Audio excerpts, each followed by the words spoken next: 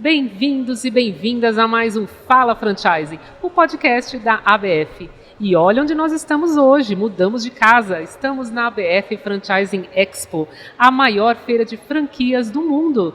E hoje eu abro este episódio falando de food service, é um tema aí que todo mundo procura, muita gente que está vindo aqui na feira procura investir e esse é um dos segmentos procurados.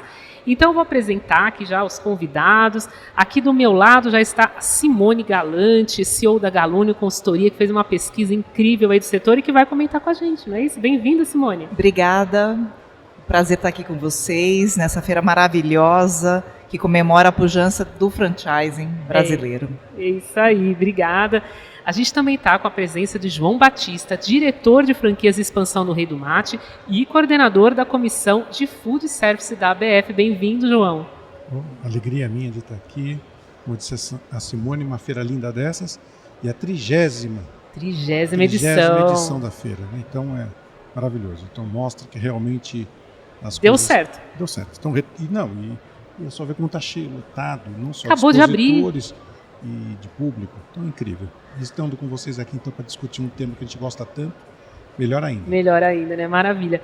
E também está conosco a Elisângela Siqueira, CEO da Açaí no Quilo. Bem-vinda, Elisângela. Obrigada, um prazer estar aqui com vocês nessa mesa. Olha onde o açaí me trouxe, né? Olha só. Satisfação muito grande, a nossa primeira feira. Então, uma emoção muito forte aí. E participar aqui com vocês, aprender um pouquinho, compartilhar também um pouco da nossa história, é sensacional. Obrigada pelo convite. Eu que agradeço. E, aliás, já que você está com a palavra, eu gostaria de que você comentasse um pouquinho da sua história, do Açaí no Quilo. Eu tive a oportunidade de ouvir ela falando no evento, eu achei incrível. Falei, não, ela tem que contar isso para todo mundo. Vem aqui, Elisângela, me conta. Como é que começou isso tudo?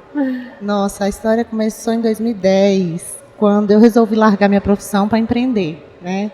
Eu sou enfermeira de formação, mas eu cresci, como eu te falei lá na oportunidade que a gente teve, num ambiente muito machista, onde a mulher não tinha poder de fala. Frequentemente eu ouvia meu pai falando com a minha mãe, cala a boca, você não sabe de nada. E meu pai sempre foi comerciante, sempre teve negócios.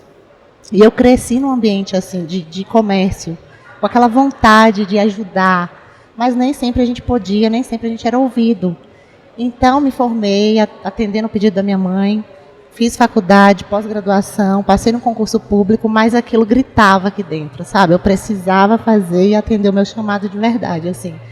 E aí eu larguei tudo, numa oportunidade que eu tive, e mergulhei naquela onda do Frozen Iogurte, em 2010. Sim. Eu queria muito comprar uma franquia, mas eu não tinha, na época, recurso disponível.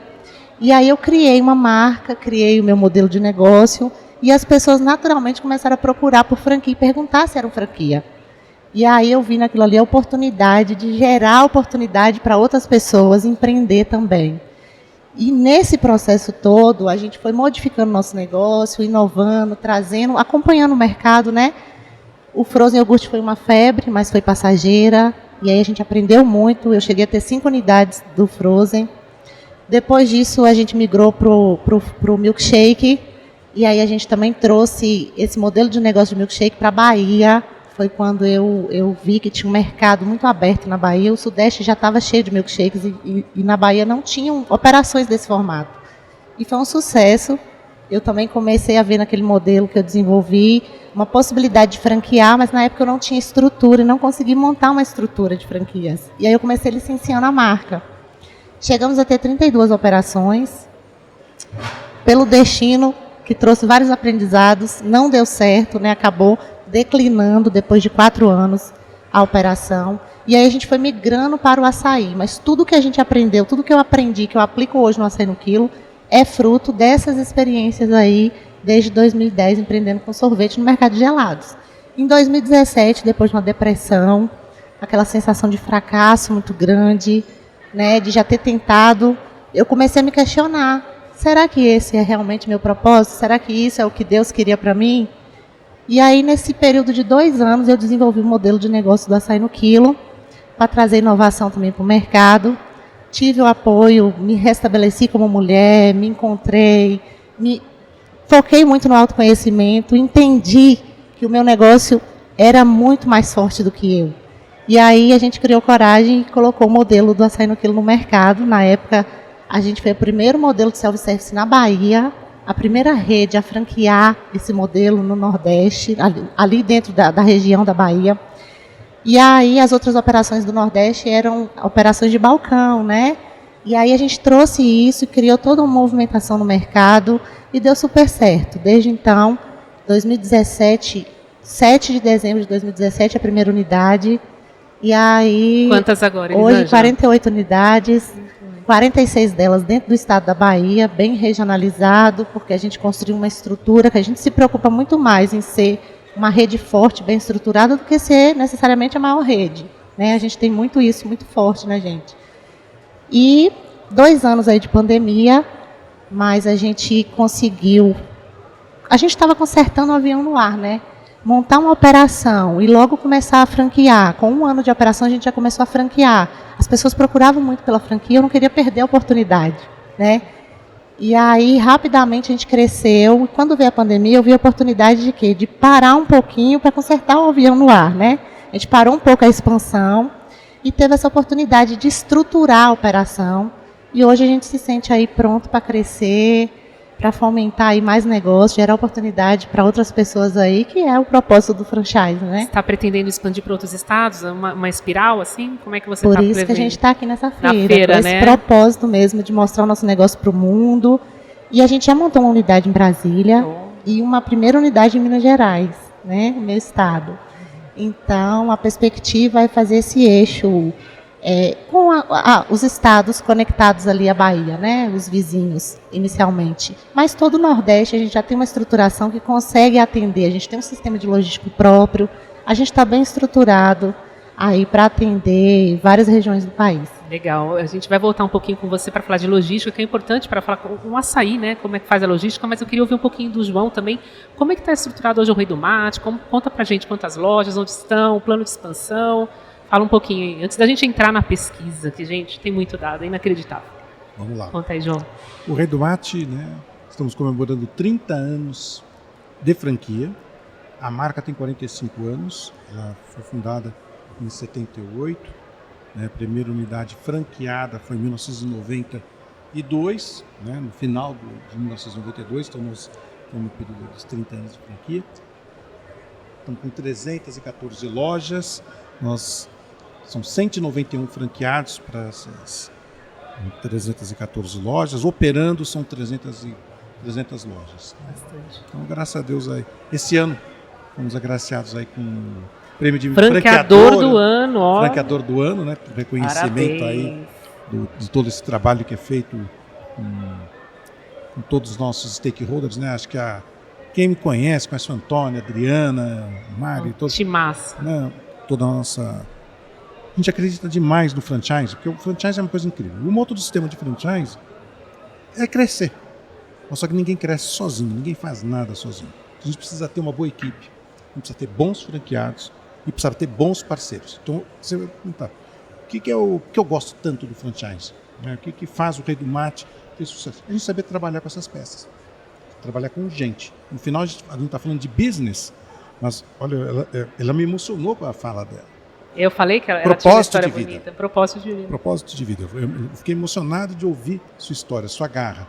Então, você que passou por tudo isso, poucas pessoas têm coragem de falar dos fracassos. Mas a gente só aprende com os erros. A gente errou bastante também, faz parte do processo. Mas quando você está com uma boa equipe, então foca nos seus franqueados. Foca na sua equipe, que você vai ver que você tem um trabalho maravilhoso. Então essa é a vantagem. Então, se você perguntar, o Rei do Mate, qual é o momento do Rei do Mate? A gente está num momento de graça, quero dizer, feliz com todo o reconhecimento, mas sabendo que temos muita coisa para fazer.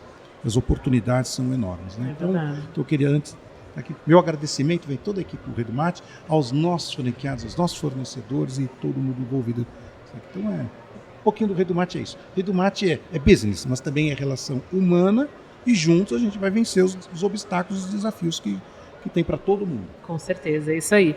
E agora eu queria perguntar para a Simone, para que ela contar um pouquinho para a gente dessa pesquisa que vocês fizeram sobre o food service. Quais foram os principais resultados? O que você traz aqui para o pessoal entender o que essa pesquisa identificou de tendência, de mercado hoje e de tendência, Simone? Bom, primeiramente a pesquisa é fruto de um trabalho muito grande da área de inteligência de mercado, da ABF, da Comissão de Food Service também, e das pessoas que se dispõem a responder, das marcas maravilhosas que responderam à pesquisa. Não é uma pesquisa pequena, é uma pesquisa que tem aproximadamente 100 questões, e nessa pesquisa a gente acaba identificando uma série de oportunidades. Oportunidades de benchmark entre as culinárias e principalmente qual é a tendência do setor como um todo. A primeira questão que chamou muito a atenção foi quando a gente trabalhou os grandes números do franchising em alimentação. É um setor que conseguiu fazer uma recuperação fantástica, é o maior crescimento do food service, se a gente for olhar já numa perspectiva histórica. A gente chegou a um número de praticamente 52 bilhões de faturamento em 2022. E a gente está aqui com um crescimento de 18%. Um crescimento fantástico, né? Se a gente vai olhar, mesmo se tirar a inflação, do país, né? Exatamente, do PIB, enfim, do que você fizer comparação, você vai ver que realmente é um número fantástico. A gente tem um crescimento também em número de redes, né? Então, num total de 857 redes, e um crescimento em número de unidades de 9%, quase 41 mil unidades franqueadas e próprias dessas marcas, todas que atuam no setor de alimentação. Na hora que a gente vai para a pesquisa, a gente consegue uma representatividade de 47% desse faturamento nas marcas respondentes, o que é uma coisa bastante significativa. E a gente está, na pesquisa a gente identifica que existem os desafios de inflação, sim, ainda. Existe o desafio da relação sempre primordial franqueado-franqueador, onde esse cuidado em saber que eu tenho que olhar meu consumidor, meu cliente, mas no meio do caminho eu tenho que olhar com um cuidado especial o meu franqueado, ele reflete nos dados da pesquisa. A gente também tem visto uma tendência a se olhar um pouco mais com detalhe as questões ligadas a pessoas.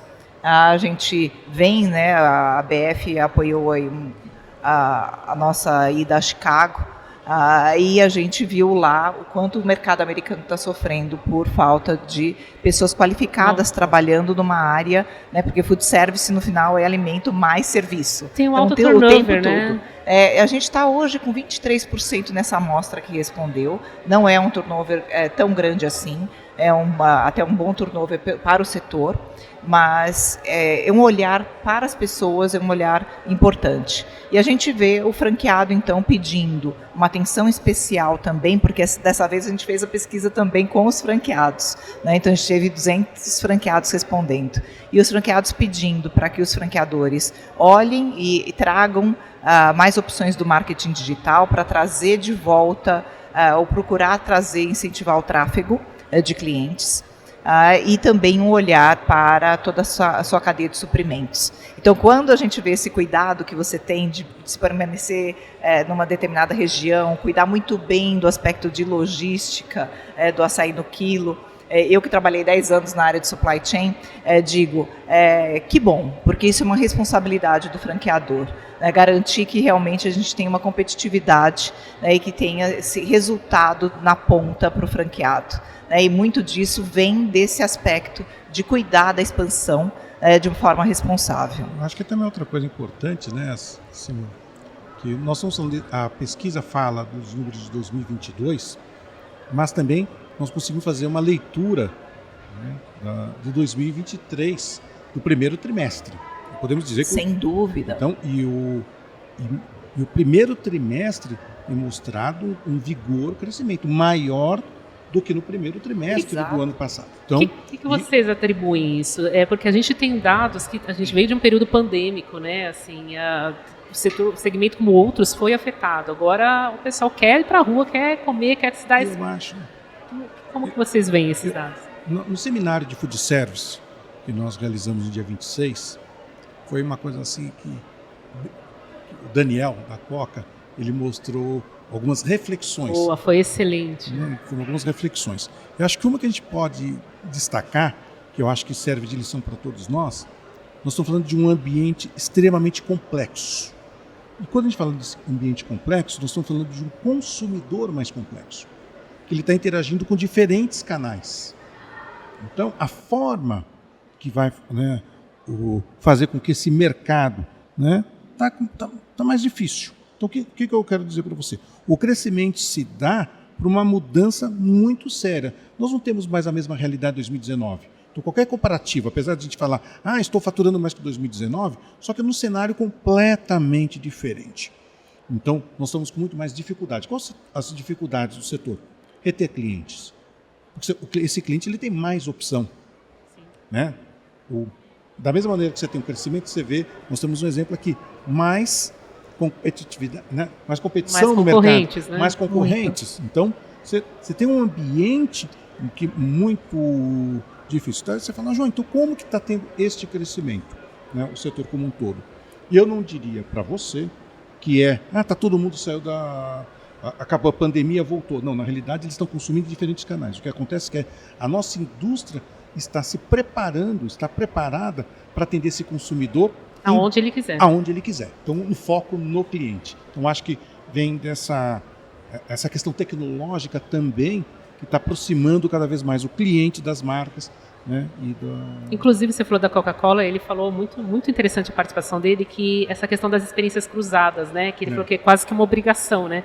De você ofertar, interagir com aqueles pontos de paixão do cliente. Então, se ele gosta de cinema, você vincular. Se ele gosta de esporte, né? Tem os 5 itens ali principais, não é isso? Sim, ele colocou essa questão toda, e você entender as ocasiões de consumo que a sua marca vai conseguir ganhar o jogo, né, no final das contas, é fundamental. Eu acho que o franchising faz uma reflexão constante e se irriga também da voz do franqueado para entender como ele pode melhorar.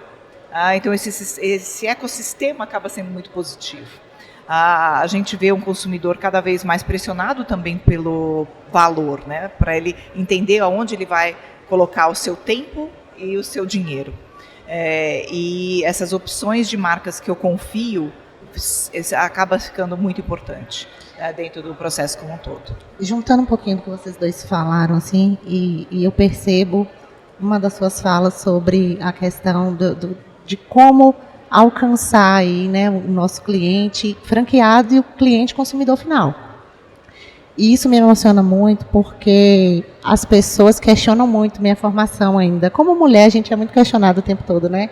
E eu amo falar que eu sou enfermeira, não tenho nenhum MBA na área de negócios, mas a gente faz tudo direcionado por esse propósito, focar na experiência do cliente, tanto franqueado quanto o cliente final que consome ao sair nas nossas lojas. Então, acredito que isso faz toda a diferença. E pegando um pouquinho do que o JB trouxe sobre o consumidor e o mercado de food service em si, a gente agora, analisando os números de junho, a gente viu que a gente teve um crescimento de 10% em relação a junho do ano passado. No início da pandemia, a gente tinha um faturamento, antes da pandemia, a gente tinha um faturamento médio na rede de R$80 mil, que para o nosso negócio é um alto faturamento médio. Né? As marcas trabalham um faturamento médio em torno de R$45 mil. E a gente já tinha um faturamento médio muito superior. Durante a pandemia, esse faturamento médio caiu para 50. E no pós-pandemia, ali, né, depois daquela segunda onda, a gente foi se recuperando. Chegamos no faturamento médio de 60 e hoje a gente está com um faturamento que está crescendo em relação a antes da pandemia. Então, no meu olhar, o que a pandemia nos trouxe também, além de todos os aprendizados, né, como ser humano, foi essa praticidade também. E o food service traz muito isso, né? É um mercado mais prático, as pessoas estão mais simplificando mais as coisas, né? E a gente tem uma geração nova aí, a gente não pode esquecer deles. Eu atendo muito público jovem, então esse público é mais prático e eles estão em busca realmente de novidade, de inovação, de facilidade, de liberdade. E eu vejo isso muito na prática, sabe? Com o meu cliente lá na ponta, talvez porque eu atenda esse público, muito esse público nas nossas lojas. Então, acredito que isso também tem fortalecido muito o mercado do food service. A gente fala, né? A gente fala que saiu do momento da pandemia onde os consumidores queriam muito comida confortável, né? Depois passou para aquele momento muito de grupo, né? E agora está com força justamente eu renovar, né? Inovar através de promoções por tempo limitado, sabores novos, sabores que instiguem uma experiência, uma aventura às vezes até, de uma pitadinha de alguma coisa que eu não conhecia. Na última pesquisa da Galunion que a gente fez com consumidores, 95% fala que quer novidades em bares e restaurantes no Brasil. Então, realmente, essa pujança de inovação, ela é necessária. E você sabe que eu acho que a tua profissão é muito bacana? Porque a gente está falando, né? Eu sempre falo que hoje em dia, muito do sucesso vem do cuidado. Né, e que é mais do que uma enfermeira cuidar das coisas, né, cuidar das pessoas e fazer as pessoas se sentirem melhor. E o franchise é isso, né? Cuidar do franqueado. Tem muito disso, tem muito dessa responsabilidade. Eu queria fazer só um comentário aqui. Fala em inovação, já que você está com a palavra, você fala que vocês lançaram recentemente o fondue também, né? Que é acessível, que é um gosto, né? Meu comentário é bem dentro dessa linha. Quando ela falou do consumidor, aí a gente começa a entender a grande dificuldade. Empreender cada vez mais requer velocidade. Não adianta. Porque, demorei tanto. Aquele cara que demora demais para entender o negócio dele, já perdeu o time. Porque esse consumidor muda assustadoramente. Então, hoje, olha que interessante. Nós temos um modelo de negócio, todo mundo, formatado para o cliente de hoje. Que amanhã já é outro, que vai ter uma tomada de decisão de consumo. Né, com um perfil completamente diferente. Então, como a Simone bem colocou, a experiência, você sempre está lançando coisas, fazer com que ele se sinta. Porque eu acho que o Edmur Sayane também faz sempre esse comentário, né? O cliente não é mais nós não temos mais cliente fiel. Né? Nós temos clientes que querem o quê? Experiências. Ele está aberto a experiências em todos os lugares. Então, nesse sentido, nós do Rei do Mate sempre estamos lançando produtos novos, que nem agora nós lançamos, né? Você vai tomar um cafezinho, você vai comer um pão de queijo. Então, a gente criou para o inverno o fondue. Então, é um pão de queijo onde a pessoa vai lá e faz o fondue dela, né? Com uma vela embaixo, tá? Sempre tudo preparado. E é uma experiência. É sazonal. Mais acessível. Acessível. Né? Não é um valor acessível, mas é a experiência. Então, a gente dá uma experiência para comer um pão de queijo. Sim. Uma experiência diferente. Né? Então é um produto sazonal que a gente vai ter. Isso o Antônio Carlos é craque, né? Sim. Olha, os franqueadores, 73% responderam que vão lançar novos pratos principais, só para você ter uma ideia. Né? A gente teve 12 lançamentos em média de todas as marcas respondentes. O que algumas marcas são super tradicionais, então nunca fazem tanta coisa assim, e outras estão numa velocidade muito grande, né? A gente está falando em colocar novidades o tempo todo, porque eu estou competindo, é isso que o João falou, eu estou competindo em ambientes que é por atenção, é por relevância, é por um pedacinho do bolso e pelo tempo, né, desse consumidor. Então, é bastante coisa. Né? É bastante coisa, né? Inclusive lá na Franchise Week foi falado que hoje em dia pouco se vê a fronteira entre casual dining ou food service. Agora é aquela questão de você ver tudo como comfort food, não é isso? Assim, de você criar uma conexão emocional com o cliente. Como é que vocês viram isso? Então, assim, o conceito de comfort food precisa ser olhado muitas vezes na perspectiva do consumidor. O food service é muito grande, né, gente? A gente tem padaria dentro do food service, tem loja de conveniência, tem aquilo que é feito na hora no supermercado, dentro do supermercado é o food service dentro do varejo. Aí a gente tem o food service que está dentro das praças de alimentação, com um serviço rápido. Aí depois a gente tem o serviço completo, tem os bares, os gastrobares. Então é uma diversão danada de opções. E o que é confortável é o que é familiar, normalmente. Então a gente, hoje no Brasil, assim, é lasanha, macarrão, churrasco, hambúrguer, tá nessa fome, linha, assim, né? Então, assim, tem várias coisas que vêm nessa linha do conforto. Então, quando eu vou inovar, uma da dica que se faz é o seguinte: eu vou trazer uma coisa nova em alguma coisa que é familiar, dá mais chance de experimentação para o consumidor. Então, é uma possibilidade. Mas a gente tem outras vertentes também de tendências, né? A gente viu que os franqueadores estão monitorando as tendências todas ligadas à saúde, né, à saudabilidade, e as tendências ligadas à inclusão, né, de pessoas que têm algum tipo de dieta e, portanto, para a gente não ter um voto de veto, né, daquele local. Então, cada marca vai escolher o seu território, a gente fala. né? Então, assim, qual território, onde eu vou jogar o jogo e vou conseguir ganhar aquele jogo também. Né? É muito importante. Mas só que ele não vai poder, é importante, né, Simone? Ele não vai poder deixar de lado. Então, hoje, ter comida saudável é obrigação de todo o food service. Sim. Aquela sim. pessoa que não está posicionada de ter uma proposta de um saudável, ele não vai conseguir atingir. Então, minha rede é especializada só nisso. Não existe mais. Todo mundo tem que ter um pouco e diferenciação, né, João? Assim, então, assim, eu não vou ter só as bebidas que todo mundo tem, né? Às vezes eu vou ter bebidas que, né, como vocês no Reino do Mate, uma bebida proprietária, né? O item proprietário, que só na minha marca eu encontro. Só naquela marca porque o ideal para o food service, né, para a refeição que é preparada, experienciada, tanto dentro de casa quanto fora de casa, mas ela é preparada fora do lar, ela ser difícil de reproduzir. Porque se é muito fácil reproduzir em casa, muitas vezes o consumidor vai começar, porque ele cozinha mais em casa do que antes hoje em dia. É uma competição real, né, que a gente tem do setor. Então, toda hora que eu crio uma novidade, crio uma embalagem diferente, crio uma forma de servir, crio um momento de paixão junto com a experiência que eu tenho no meu local, né, espaços flexíveis que abrigam música, abrigam outros tipos de entretenimento, eu realmente conecto com uma outra possibilidade de eu não diria de fidelidade, mas de frequência. De frequência, né, do meu cliente. Ele vai querer ir lá mais vezes, né? E ele vai ser um cliente VIP meu, né? De repente. Frequência e encantamento, que eles falaram isso, né? Desse cuidado de você não fazer algo que possa ser replicado em casa, né? Você tem aquela identidade com a marca, então realmente precisa fazer. Fala, Eli. Não, olhando vocês falando, assim, ouvindo, né?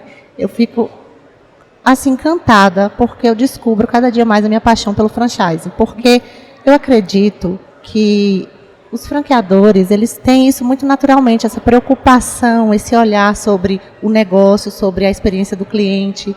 Como eu falei para vocês aqui, meu pai sempre foi empreendedor, sempre foi um pequeno comerciante, né? Eu saí de casa com 21 anos e ele teve mais de 30 tipos de comércios diferentes, porque ele começava e ele estragava os negócios. E aí eu cresci vendo os erros dele. E aqui a gente está falando de inovação, de busca constante por melhoria contínua para ampliar os resultados, de prestar atenção no consumidor, na experiência dele em loja. Existe uma competição dentro do food service que é para a gente captar esse cliente, né? Mas não existe entre as marcas, porque todos nós estamos conectados para fazer do negócio um negócio melhor a cada dia. Então, eu estou aqui ouvindo, né, que a gente chama. Eu estou ouvindo vocês falarem aqui, estou assim, só revalidando a minha paixão pelo franchise. É por isso que o franchise cresce o que cresce. Exatamente, porque é por isso que nossos números são tão bons, né? Tem muita troca, muita troca. E mais do que isso, você perguntou logo no início, mas o turnover. Sabe por que é baixo o turnover no franchise? Porque nós treinamos, capacitamos, nós cuidamos dos colaboradores, eles se sentem importantes, eles se sentem carregando aquela marca pertence a eles no sentido assim, do comprometimento. Então, um bom franqueador hoje, que não der um bom treinamento, uma boa capacitação, não vai conseguir ter padrão. Exatamente. E o funcionário se sente... E franchising é padrão. É padrão. Então, na realidade, a gente consegue melhorar tudo. E olha que interessante, sabe? Mas só complementando o que você falou, e todo esse sistema junto, nós também estamos educando o consumidor a querer ter essas melhores escolhas. Sim. Todo mundo ganha. Porque quanto mais educado o consumidor tiver para querer o melhor, mais vai fortalecer o sistema de franchising. Então não tem um concorrente. É um jogo de ganha-ganha. É ganha-ganha. Isso. E é por isso que cresce hoje em dia também os multifranqueados, né? Sim. Crescem, a gente viu isso também na pesquisa, cresce a possibilidade de um franqueado ter ou mais lojas da mesma marca, ou até ter lojas de marcas que são diferentes, mas ele acaba ficando expert no seu consumidor regional, daquele local, daquele bairro que ele atende. Então também tem muitas sinergias de operação e a gente vê isso, né, que treinamentos sendo criados para multifranqueados. Franqueadores já com esse tipo de cuidado. E o mais importante aqui, né, só para reforçar, que o franqueado que enxerga valor nesse sistema realmente, porque o nosso desafio, pela rapidez do mercado, pela velocidade das coisas, O desafio das franquias, pelo menos para mim, tem sido muito replicar. Então, às vezes a gente está com um produto novo para ser lançado, a gente lançou agora no inverno chocolate quente do açaí no quilo, e aí a gente fala quentinho como um abraço, delicioso como um açaí no quilo. Não tem nada a ver, não é gelado, mas a gente queria reforçar o nosso cuidado com as pessoas e trazer um produto sazonal também, que tem a ver com o clima. E aí vem aquelas dúvidas do franqueado, o medo do novo, a insegurança, alguma resistência. Então, o franqueado que entende que se ele pega a estratégia ali, que tem um grupo de pessoas pensando, pronto para dar o melhor pelo negócio, né? E ele vai junto, porque é parceria, é aquele sentimento de pertencimento que a gente tem que gerar nele. E protagonismo, porque sem o protagonismo do franqueado, nada acontece, né? A gente trabalha em vão. Então, a gente está aqui o tempo todo concentrado em ver tudo que há de melhor no mercado para a gente fomentar o nosso negócio, crescer o nosso negócio, fortalecer as estratégias, e a gente só precisa que ele chute a bola lá e faça o trabalho dele bem feito. Então, eu gosto muito de falar isso, porque eu brigo muito com os meus franqueados pelas minhas ideias, por aquilo que a gente defende, né, pelas nossas causas e pelo nosso propósito. E é muito bom a gente ver quando dá certo, né? Como que a gente se fortalece, como que a gente cresce junto. Então, sensacional. Muito bom. Queria aproveitar e te perguntar o que a gente ia falar no começo de logística. Como é que funciona a logística, principalmente quando se trata de um produto como o açaí, nessa expansão que você está prevendo aí? Então, é desafiador realmente. Logística de congelados e gelados é um desafio ainda no país. A gente tem poucas empresas, se fosse o caso de terceirizar. Então, a gente não teria um fluxo que a gente precisa, né, nas rotas de entrega, os prazos de entrega, e o custo também acaba sendo muito elevado. Então, a gente investiu numa logística própria. A gente é uma das poucas franquias do segmento que fabrica seu próprio açaí. Então, a ideia de fabricar o próprio açaí é para que a gente tenha um controle maior sobre a qualidade do produto e garanta um padrão de excelência dos nossos produtos, né? Que a gente consiga também um custo melhor para o franqueado, porque a gente tem que trabalhar o CMV do franqueado o tempo todo. Então, a gente traz isso muito forte dentro da estratégia. E junto com a fábrica dos gelados, que nos dão receitas exclusivas e tudo isso que eu compartilhei aqui, vem a questão da logística. Hoje eu tenho rotas semanais para as lojas mais próximas e rotas quinzenais para as lojas mais distantes. Então, tudo foi estruturado pensando ali no abastecimento seguro da rede, sem custos para o franqueado. Hoje a gente consegue absorver esse custo de frete dentro do preço do produto e ainda oferecer um produto com preço competitivo para o franqueado, porque ele também precisa oferecer um produto com preço competitivo na ponta. Então, é investimento. E acreditar muito no que a gente está fazendo, né? Buscar sempre o melhor. É isso aí. Logística no Rei do Mate. Eu acho que logística não é apenas para o Rei do Mate. Logística é o maior desafio para toda e qualquer rede de franquias que quer crescer. Então, eu acho que é um dos aspectos mais complexos, porque nós estamos falando num Brasil de distâncias continentais, são mais de 5 mil municípios, né? E cada estado, né, dos 27 estados da federação, com uma legislação completamente diferente. E aí também a questão da capacidade, obviamente, desses mercados, né, absorverem esses custos, né, de mandar esse produto. Então, o grande desafio de todo e qualquer franqueado está na logística. No nosso caso, já digo até para você, a gente conseguiu resolver o problema, melhorar a padronização e crescer, dar um salto de crescimento quando nós fomos para o operador logístico. Perfeito. O grande desafio do operador logístico é que você tem no meio alguém que tem custos também de operação para poder fazer aquela gestão. Então não é assim, num primeiro momento você fala, vai sair mais barato? Não, você tem, mas depois ele alavanca tanto, ele melhora tanto que no volume aquilo é absorvido e você consegue ter um crescimento mais consistente. Então, acho que no nosso caso, porque nós, diferente dela, nós não produzimos nada, só produzimos o mate. O mate. E temos uma distribuidora própria de alguns itens que são essenciais que a gente não consegue colocar, porque não justifica o volume no operador logístico. Então, nós temos 2 centrais, uma em São Paulo e no Rio de Janeiro, porque só no Rio de Janeiro nós temos 110 lojas aproximadamente no Rio de Janeiro. Então é um mercado muito forte. A gente tem cargas muito volumosas. Então... E aí quando a gente falava de operador logístico era um desafio, porque eu tenho que levar 200 caixas de açaí de uma vez para uma loja. E isso é a capacidade máxima de um caminhão. Você tem uma vantagem, né? Você está falando de um produto. No nosso caso, são vários. No Rei do Mate, na nossa loja do Rei do Mate, também tem um cardápio variado. Muito variado, inclusive com açaí. Sim. Então tem açaí, pão de queijo, toda a parte de cafés, tem um de número de SKUs bem divertido, João. Bem divertido. Só para você ter uma ideia, para o consumidor, são 835 opções para um consumidor numa loja do Rei do Mate. Só a variedade de mate são mais de 100 tipos. Então, polpas de frutas, que a gente tem bastante polpas de frutas, né? São mais de 12 sabores de polpas. Coxinha, então nós temos coxinhas com tudo vários... Tudo vai congelado, né, João? E é tudo congelado. Então, no meu caso é diferente. Se eu tivesse um único produto, né, para colocar, seria mais fácil para fechar. Então, é complexo quando você começa a colocar mais itens. Sim. Então, essa é a complexidade. Na minha vida executiva, eu já montei centro de distribuição, já montei operador logístico, já fiz algumas centralizações também. Então, assim, existem os modelos em evolução constante. Acho que essa é uma das questões principais para se olhar, para que a gente olha cadeia de suprimentos. Porque é uma área de resultado muito forte. Fazer as parcerias certas, com os fornecedores que vão te prover custos melhores, outras questões, né, porque muitas vezes vem técnicas de marketing junto, vem formas de você ter uma inovação, e ter um produto ícone que de repente o teu consumidor adora. E mesmo quem tem as centrais de produção, como você tem a central de produção, tem um volume interessante de empresas que têm centrais de produção no setor de franchising.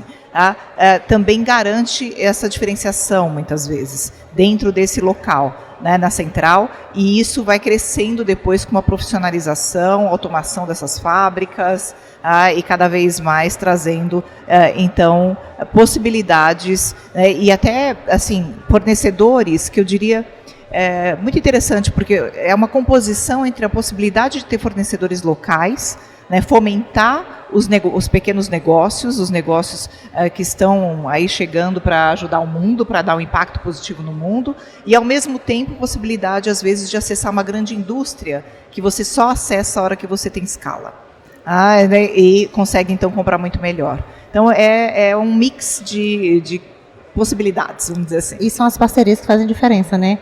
A gente começou a atender algumas marcas como operador logístico, utilizando a logística do açaí para atender algumas marcas. Então, essa parceria aí a gente pode fazer, tá? Agora, quando a gente pensa em expansão fora do estado, a gente está justamente com esse plano que você trouxe aí, Simone, de fazer parcerias locais. A gente leva o nosso açaí até um distribuidor local que faz a redistribuição ali e faz a logística local. Porque aí eu vou ter um abastecimento aí mensal. Exato. E ele vai distribuir semanal para aquelas lojas daquela região. Então, isso. Realmente porque o estoque local ele é importante para o franqueado, né? Para o fluxo de caixa do franqueado, para o espaço que ele vai ter de armazenagem. Então tem uma série de outras coisas também, ali no meio do caminho. Exatamente. E cada vez mais, né, uma previsão da demanda.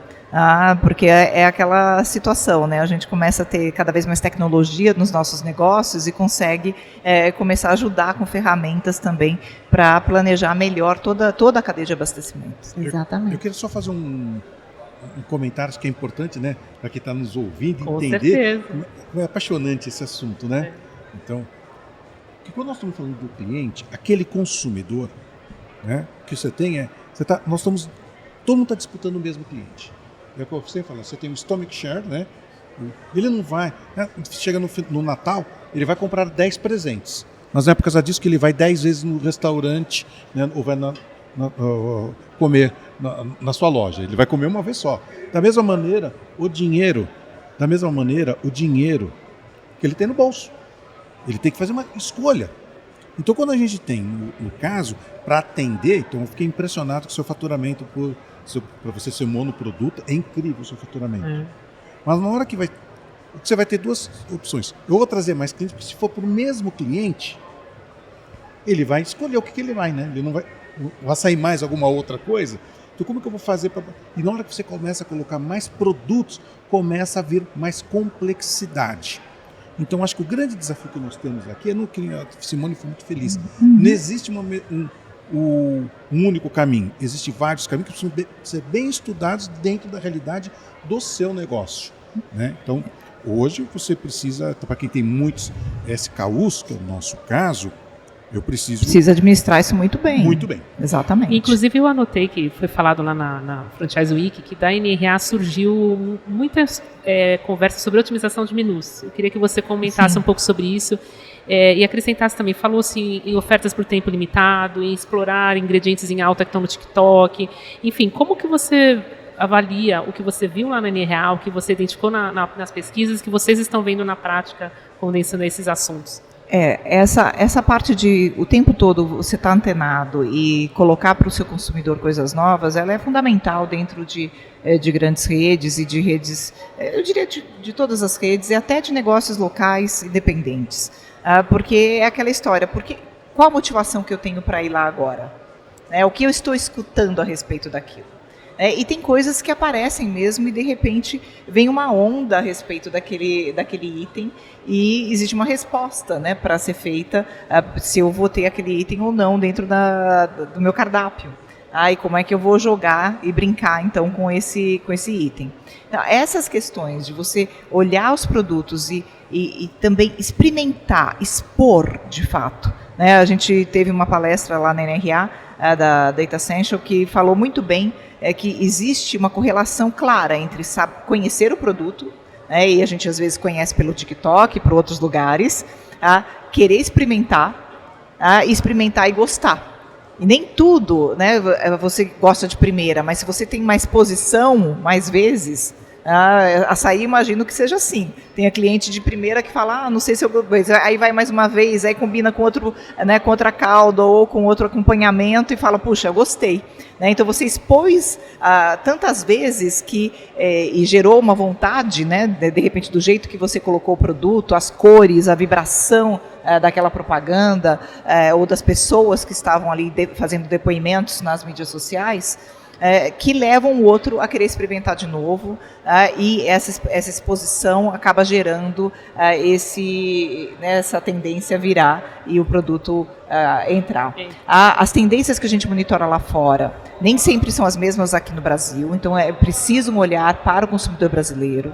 A gente tem ingredientes brasileiros que vira e mexe vem à tona, né? O próprio açaí é uma situação dessa natureza. A gente tem coisas que lá fora, algumas pimentas super diferentes, aqui não necessariamente são de fato coisas úteis para nós, né? Porque não tem esse hábito tanto, né, de apimentar demais as nossas preparações.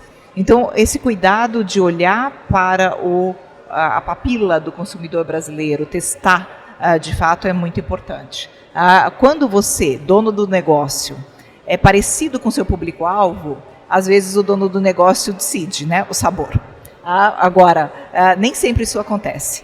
Vira e mexe, o teu público-alvo não é exatamente você já cresceu, já não é mais adolescente, já tem outros hábitos, então é muito importante testar no grupo de consumidores correto, também para ter uma resposta boa. E acho que outra coisa que é importante falar dentro disso, bem interessante, é o educar esse consumidor.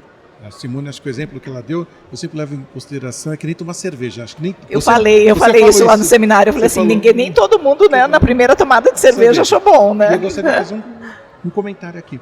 Lá atrás, o rei do mate era rei do mate. O produto principal era mate. Vendia. Tinha outros produtos? Tinha, mas o mate representava 95% da venda. O pão de queijo. Tinha pão de queijo, mas mesmo assim ele não tinha. Não, agora é pão de queijo. E agora o que acontece? E alguns movimentos que você transforma. Um dos movimentos fortes que nós fizemos, há 20 anos praticamente, nós somos a primeira rede a oferecer para um consumidor, né, geral, um café gourmet. E foi uma transformação muito grande. E no começo teve algumas barreiras, porque eles achavam muito fraco o café. O sabor, né? Não estava queimado. Mas só que a tendência do mercado era justamente se acostumar a ter hoje. Então, hoje café gelado, café quente, café... Qualquer rede hoje que não tiver um café de qualidade, porque o consumidor hoje entende de café. Sim. E nós podemos dizer que nós somos protagonistas neste processo. Na época era o pessoal do Café do Centro, quando nós fizemos trouxemos. Então, até a Rapunzeira, né? Acho que é o nome dela. Exatamente. Que fez um cardápio especial e ela ganhou de melhor barista naquele ano do mundo. Então, nós fizemos um cardápio especial, lançamos e fomos nos fortalecendo. Hoje, a categoria café tem o mesmo peso da categoria mate. Hoje, nós somos rei do mate. Mas nós somos o maior vendedor de pão de queijo do Brasil.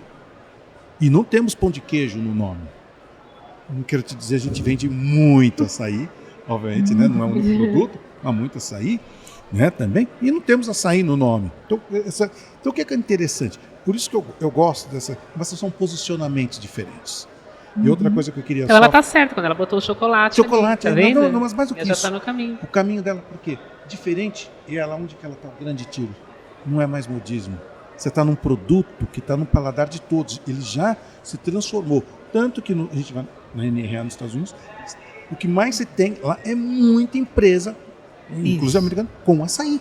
Isso, usando na questão do superfood. Né? Porque quando o açaí ele quer se aproximar demais do sorvete, ele entra numa sazonalidade muito grande.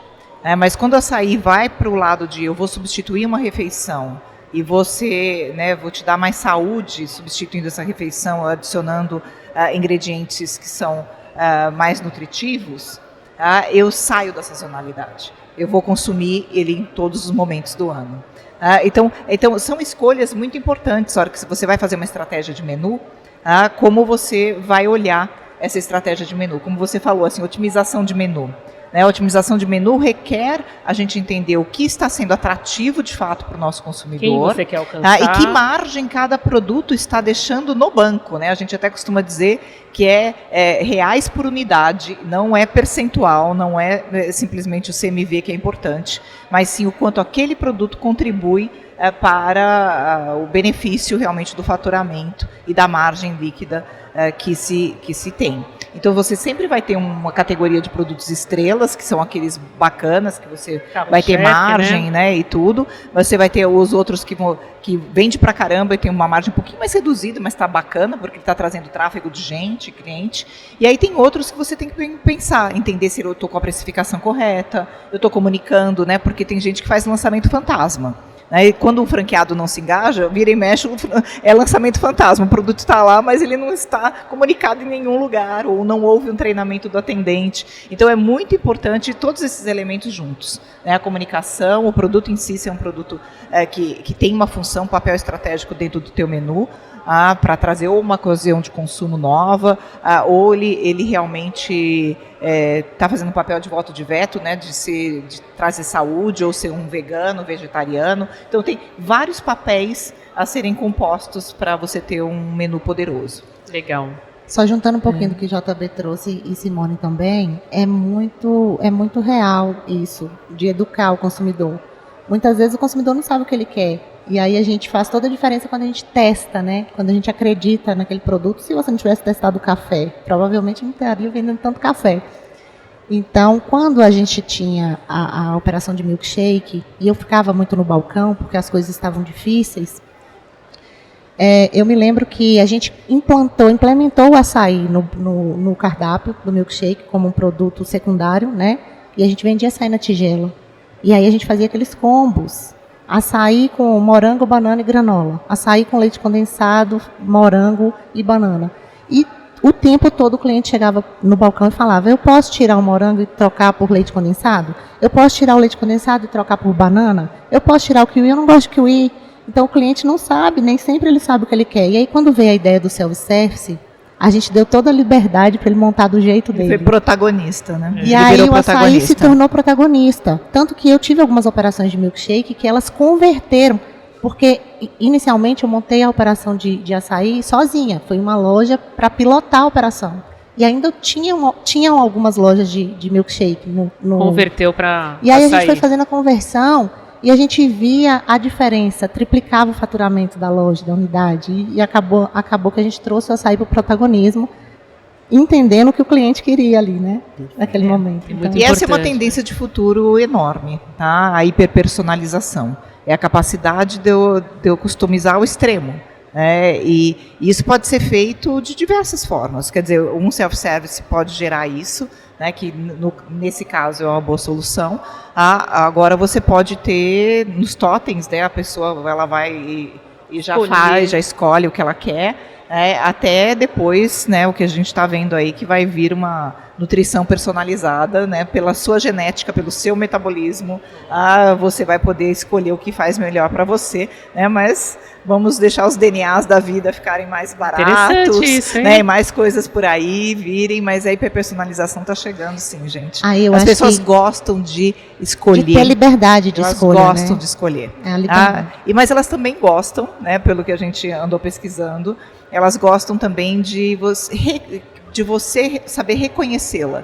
Né? Então, se aquela pessoa sempre vai no seu lugar, toma um mate com um pão de queijo, com um recheio XPTO, etc., se o seu atendente falar assim, o de sempre, né? Ou se o seu sistema de inteligência, de CRM identificar aquilo e já sugeriu o que ele prefere, ele também gosta disso. Adora ele ser, principalmente em lugares como café, açaí, eles gostam de chegar e ser reconhecidos, falar, o fulano vem aqui, né? A questão da humanização, né? Mas eu acho que nós temos um outro desafio. E isso que é muito importante, cada vez mais, você ter dados, conhecer seu cliente. Isso que eu ia perguntar para vocês, exatamente sobre isso, porque vocês têm, até pela recorrência dos clientes, uma quantidade infinita de dados. Como que vocês trabalham isso? Antigamente, o setor de alimentação foi o último a chegar nesse processo, porque a pessoa chegava lá e a gente tinha os produtos para vender.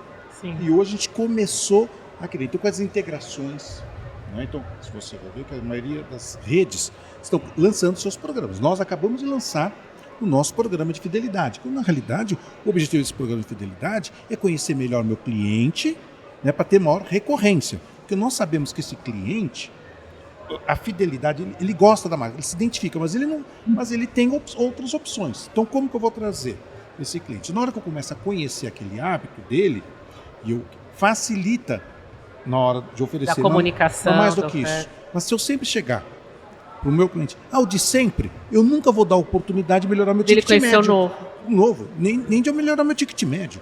Então, na realidade olha, para acompanhar o cafezinho de sempre, não gostaria de um cookie, não gostaria de alguma outra coisa. Aí está o treinamento. Aí está o treinamento e a informação. Mas se eu tenho essa informação e eu sei aquilo que combina, que tem mais a ver com o gosto dele, facilita. E a inteligência, né, desses sistemas vão nos permitir caminhar isso. Já tem redes que fazem isso. Porque o mais importante é a gente começar a captar dados. Né? Então, acho que o Brasil como um todo ainda tem muito que caminhar no setor de alimentação. Muita gente está fazendo muita coisa. Mas nós estamos agora na área de captação de dados. Eu acho que a Simone pode até falar um pouco mais disso. Já tem, exatamente. Né? Tem formas e formas. Assim, tem gente que já tem uma base de dados interessante, já consegue cruzar para entender as ocasiões de consumo, hábitos, né? As tipificações de comportamento. Porque assim, o consumidor, um dia ele vai estar lá no açaí, outro dia vai estar lá no Henrique do Mate, e não é por isso que ele é o cara saudável, não. Ele um dia vai estar com o pé na jaca, outro dia ele vai ser saudável. Então, assim, não dá para a gente rotular demais o consumidor. E sim, olhar para o que ele tem de hábitos de consumo. E qual a frequência que ele vai para consumir determinadas questões. Simone, hábito de frequência, ticket médio, eu sei que tem. A ticket médio a gente identificou, partes do dia também, né, na pesquisa setorial a gente sabe as partes do dia mais importantes no franchising, então, né, as pessoas que acompanham olham para isso. As ocasiões de consumo nós ainda não fizemos, mas é uma ótima ideia. Já vamos fica fazer para a próxima. Exatamente, pesquisa. É uma ótima ideia. Lá na Galunion a gente hoje monitora 32 ocasiões de consumo. É a hora que a gente faz os projetos, né, para poder entender onde que vai ser meu território, porque cresceu, né, gente? Com delivery as ocasiões de consumo cresceram, porque eu tenho outras oportunidades, né, de ocasiões de consumo. Olha aqui do ticket médio, eu tenho aqui, olha, que a gente tem o que ticket lembrar, olha médio, que interessante. O ticket médio dessa amostra, né, que era composto, porque a gente fala, né, média, de novo, dados, como o João falou aqui, que é tão importante. Vira e mexe, quando a gente olha dados, a gente olha uma média. E se a gente olhar para os nossos franqueados também sempre como média, vira e mexe, a gente vai fazer leituras erradas. Porque aqui, por exemplo, a gente tem o ticket médio de 53,33. Mas na categoria salgados e snacks, o ticket médio é 23. E na categoria pizzas é 84, 83. Então é muito diferente o ticket médio dependendo da culinária. Então é importante a gente entender qual é a correlação, como é que eu tiro, né? Como é que eu faço os clusters de lojas. Há certamente lojas que estão em determinado tipo de shopping, que agrega famílias, por exemplo, para determinadas partes do dia mais potentemente, ele vai ter um perfil de ticket médio diferente do que um outro. E essas questões de saber agrupar os mesmos para poder gerar os benchmarks também é uma coisa valiosa então, vou dar um exemplo para o setor. Aqui, no nosso caso, tem shoppings que a frequência é de final de semana família. Uhum. O ticket médio, eu quando vou num shopping, durante a semana eu sou um consumidor. No final de semana eu sou com outro hábito. E o ticket médio é diferente. Né? No nosso caso, na média, no caso do Rei do Mate, é em torno de R$23 o nosso ticket médio. Que é um ticket médio padrão. Está aproximado de café, exatamente. De salgado. Dá 22. Mas só quando a gente vai para o delivery, eu estou falando de um ticket médio de quase R$50. É outra ocasião de consumo, vai ser um grupo que está pedindo. No seu caso, qual é o ticket médio do seu hoje? R$22, R$23 também está aproximado. Porque o consumidor é o mesmo, as características do consumidor naquele momento de consumo que ele está disposto é a mesma.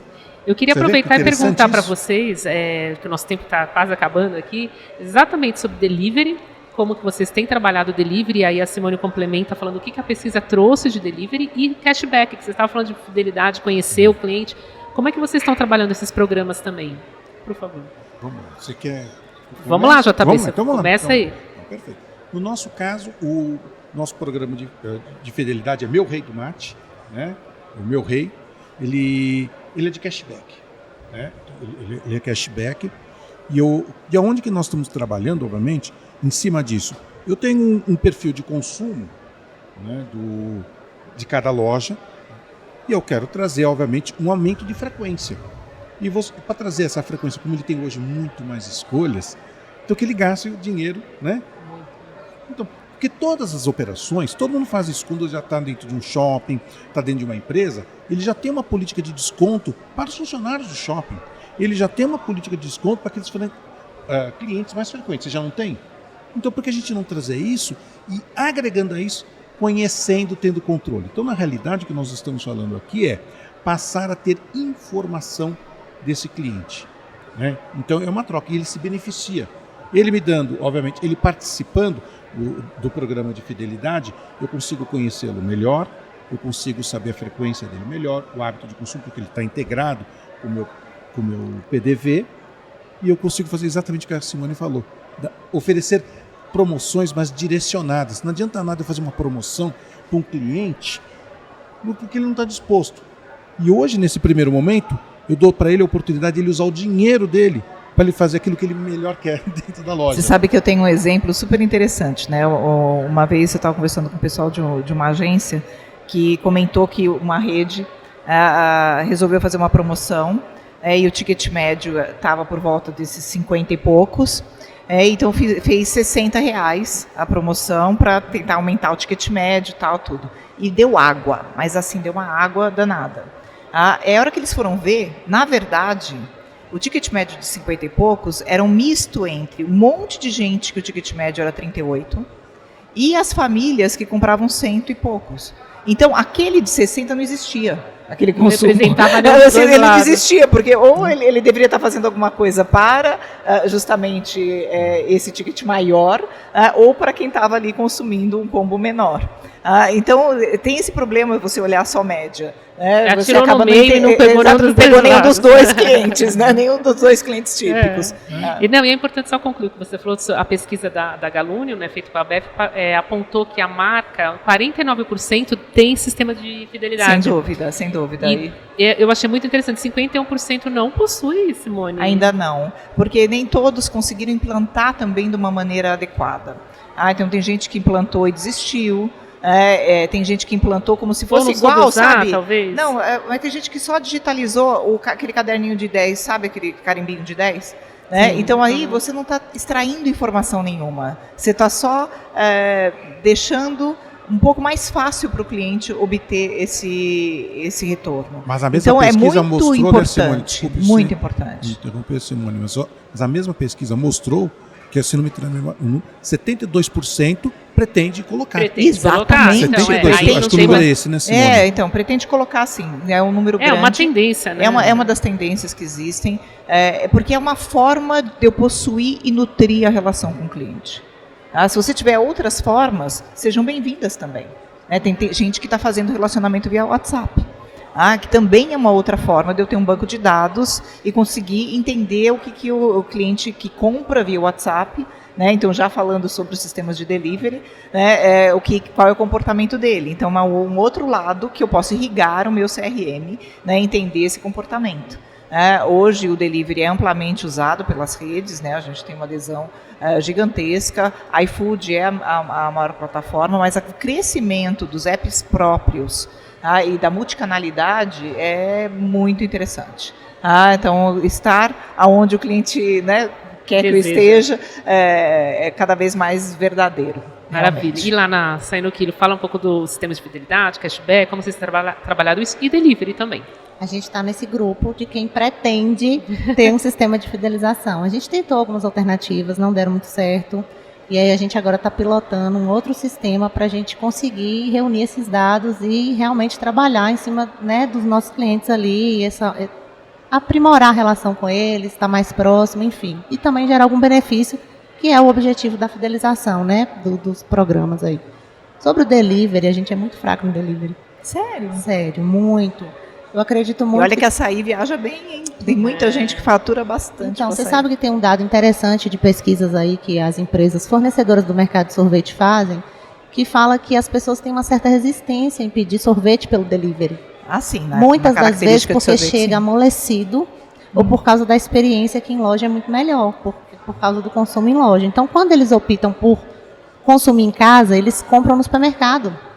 Então, a gente compete muito loja com supermercado, com aqueles potes. E por isso o Açaí no Quilo implementou em todas as suas unidades um freezer expositor, igual aquele supermercado, que traz essa opção para o cliente ir na loja, comprar ali, consumir ali, mas também levar para casa. Então você foi para o caminho do takeaway. Né? Porque a gente tem que reconhecer isso. O objetivo no final é você estar em outras ocasiões, né? Em outros momentos e principalmente dentro da casa do consumidor. Então você pode estar através do takeaway também. Exatamente. Né? Ou no seu caso até do grab and go, né? Porque o cara pegou e já foi embora, é mais grab and go do que takeaway. Ele pode pegar lá na hora o que ele quiser, talvez algumas caldas, você também tem potes para ele se servir. É tudo self-service, então ele tem as embalagens que ele pode levar também os adicionais para casa, né? Então, o nosso faturamento hoje delivery é 3 a 5% só do faturamento total da rede. Quando a pandemia iniciou, a gente estava pilotando numa unidade própria. E aí a gente tinha desenvolvido o delivery 1.0. A pandemia veio, a gente imediatamente implementou em todas as unidades, criamos o delivery 2.0. E aí a gente conseguiu alcançar 30% do faturamento que a gente tinha antes da pandemia. Só 30%. Eu acredito muito que o consumidor do Açaí no Quilo, o nosso cliente, ele gosta de viver a experiência da liberdade ali, de montar o açaí. A gente tem opções para todos os tipos de público. Quem é saudável, que quer só o açaí com a granola, com mel, com uma pasta de amendoim, mas também aquele que quer um fine, uma jujuba, um leite condensado. E no delivery a gente é igual a todo mundo. No delivery são os combos, a gente manda as porções separadas, então é outra competição. É outra competição. Então a gente está aí agora desenvolvendo o delivery 3.0 para tentar melhorar a experiência, muito baseado nesses dados dessa pesquisa que a gente teve acesso, que fala que a maioria das pessoas tem essa resistência de pedir sorvete por causa das questões aí ligadas à operacionalização do delivery para sorvete, né? Chegar amolecido, a demora do pedido. Essa falta e é o que você falou, às vezes vai no mercado e tem uma outra opção ali, né? Que ele pega mais fácil, né? Exatamente. Mas eu comecei a fazer delivery de sorvete na pandemia e eu continuo. Mexe, eu entro lá na Bate, de peço, chego em casa e chega bem. Então, eu acho que tem também esse trabalho mesmo da marca de fazer uma embalagem super bacana, mas não é simples mesmo. Eu concordo que tem... É um desafio. É um desafio, né? A gente está falando também em lugares bem quentes, né? Que você está com a tua rede. Né? Exato. E o desafio logístico do delivery, né? Para sorvete, porque tem a demora do... o last mile, que tem que ser realmente muito rápido, né? A entrega. Não é tudo que é. No nosso caso, muito parecido, o delivery está tomando uma dimensão, assim, está crescendo, mas ele nunca vai ser o principal, porque no nosso caso é a experiência na loja. Quem vai querer tomar café é aquele momento, né? Então, é aquele momento dele. Obviamente, mas só que nós temos uma gama muito grande de produtos e a pessoa também quer ter a oportunidade de ter aquela experiência com os produtos. Então nós temos um cardápio especial para delivery, né? Então não são todos os produtos que estão na loja que estão no delivery, porque não é tudo que viaja bem.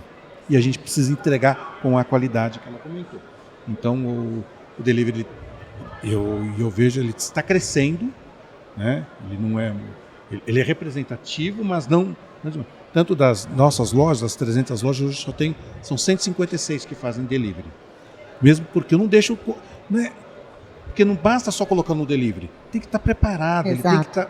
Como que eu vou conseguir fazer uma boa entrega, uma boa proposta? Então eu acho que tem que... Hoje a gente também deixa liberado. Não é todas as unidades que operam com delivery, justamente porque a gente pensa o seguinte: se você não vai conseguir manter a qualidade da operação em loja, você tem que tomar esse cuidado para não queimar a marca. Então... vamos fazer direito, vamos lá. Mais ou menos não dá. Mas você sabe que é uma coisa que a pesquisa revelou que eu acho bastante importante para quem está ouvindo a gente, é que a gente tem muitas redes, né, por volta de 20 redes que estavam na pesquisa, falaram que elas criaram marcas virtuais.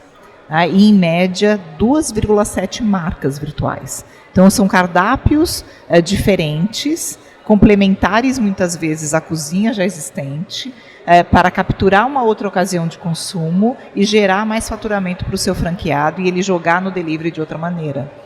Então, muitas vezes, cria esse tipo de oportunidade. Então, de repente, para o meu cardápio, que é muito experiencial, tudo bem, mas o que mais eu poderia fazer? Né? E faz sentido? Existe maturidade da rede para isso? Então, tem várias coisas interessantes e que proporcionam assim, uma ampliação de possibilidades, né? Canais de venda, novos, outras marcas sendo geradas, outra digitalização na forma de vender. Então tem muita coisa acontecendo por aí. Muita coisa. Precisa estar disposto. No nosso caso, tanto que nós criamos um departamento de novos canais. Olha só. Tem que ter esse olhar. Porque o delivery, ele faz parte de uma ponta. Né? O delivery, quando eu digo assim, através de um originador, mas você tem várias maneiras de poder estar atingindo esse cliente.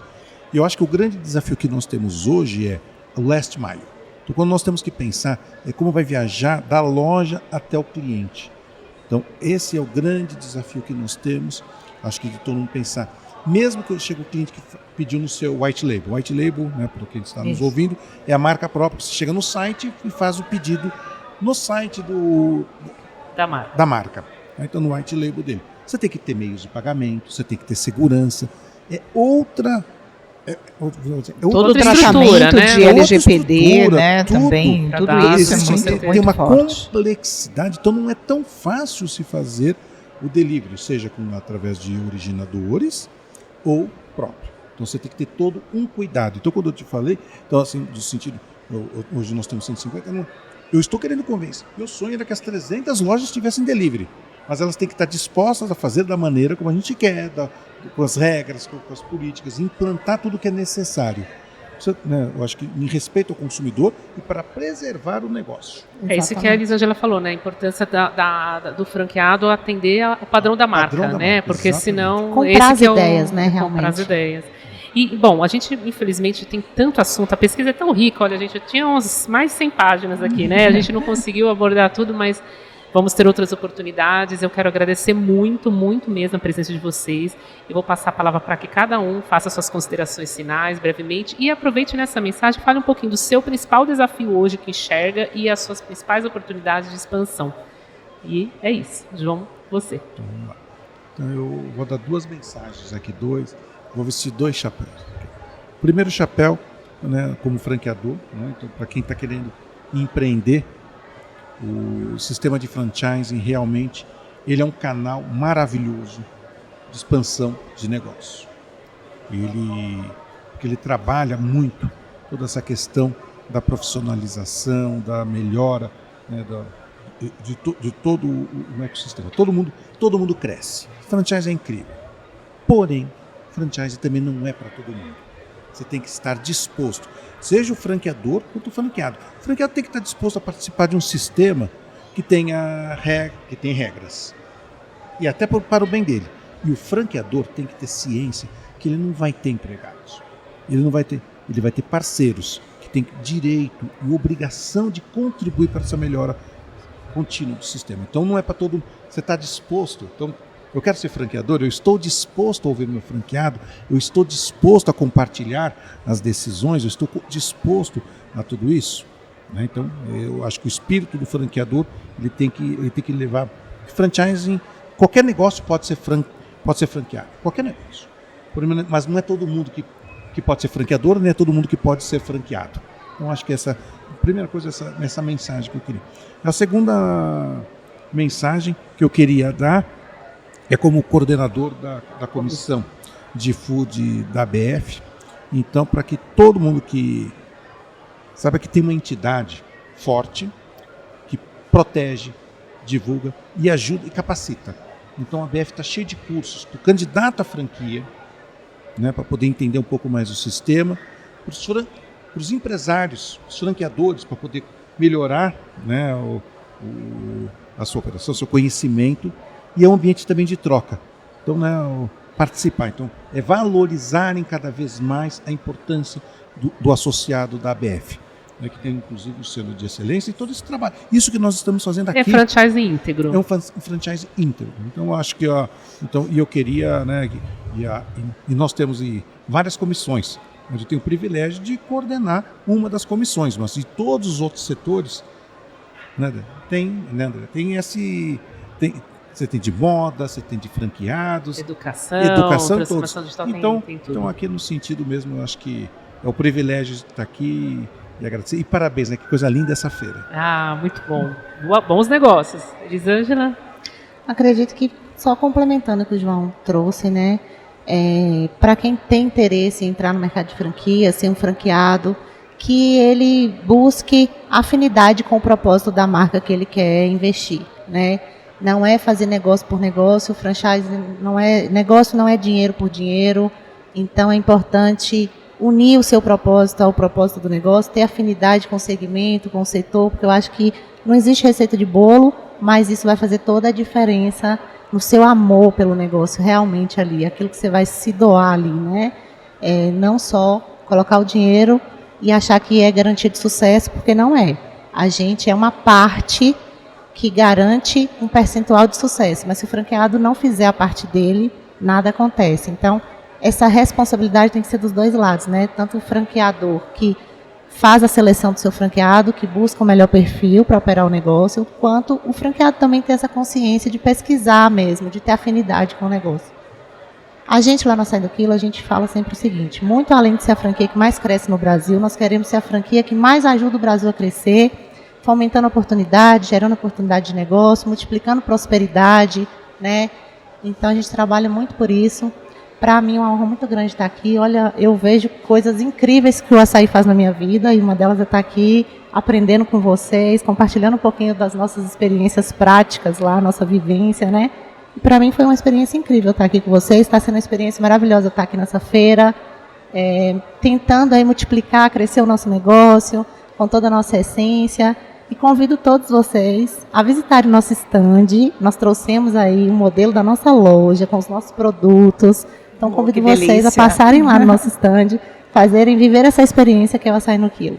Maravilha, obrigada, viu? Bom. Simone, manda mensagem. Olha, eu queria agradecer primeiro a oportunidade de estar aqui dentro desse ecossistema. É um sistema que dá oportunidade para que a gente possa ter muita troca. E a questão do propósito, eu convido a gente a olhar com cuidado um propósito ampliado, né, que é um dos insights que a gente teve esse ano na feira da NRA Show. A gente olhar, sim, para como a gente pode cuidar do nosso cliente, da saúde, do bem-estar dele através dos produtos que a gente e das experiências que a gente gera, a cuidar muito bem dessa interação do cliente com a nossa marca, com essas novas tecnologias que estão chegando, cuidar do nosso time, seja o time gerido e gerado pelo franqueado, né, ou das nossas lojas próprias, que a gente possa estar colocando isso também estendido aos parceiros, porque justamente a gente sabe que todos os fornecedores estão aqui em prol de um franchising cada vez mais potente, e que isso torne os negócios mais saudáveis, mais lucrativos, porque o cuidar do negócio para que ele seja lucrativo e ele possa prosperar, né, realmente de fato, para que ele possa gerar impacto no mundo. Então a gente fala exatamente isso, o propósito ampliado é eu chegar até lá, né, gerando impacto de emprego, gerando impacto no ESG, né, no ambiente, na sociedade, em tudo que eu puder, dos aspectos sociais, dentro de uma governança que tanto a ABF preza. Então eu agradeço a oportunidade aqui, estamos à disposição para depois, né, compartilhar cada vez mais dados. Maravilha, muito obrigada, gente. E até o próximo Fala Franchising.